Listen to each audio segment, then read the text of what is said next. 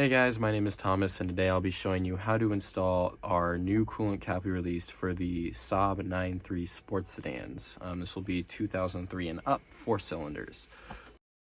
So there's going to be two different scenarios. The first one is if your coolant cap is broken and the seal gets stuck inside of the coolant tank neck. And then the second method is if your cap is perfectly fine, everything works as it should. And I'll show you how to do both of those. So the first method, what you're going to want to do is twist off your cap, and then to get your seal out of your tank, there's more than one way to do this.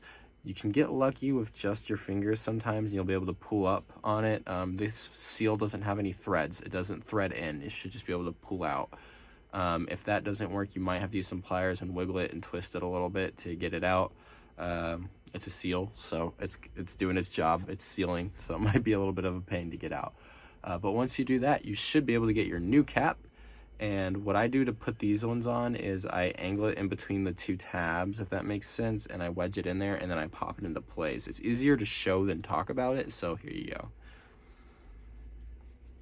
All right, and so method 2, this is if your cap is intact still and works as it should. And to get the seal out of the cap, this is fairly easy. You can usually use your hands, especially if one of your tabs is broken. Just be careful if you want to reuse the cap down the road, or go back to the plastic one for whatever reason, and carefully pry that seal out of that cap.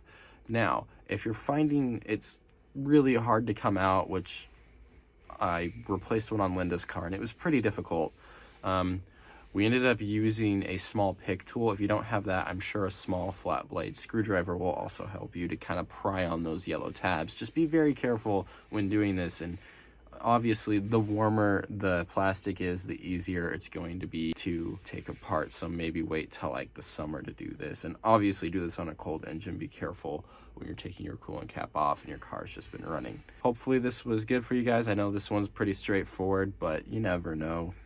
If you guys have any questions, please send us an email or give us a call. Thank you for watching this video. Bye.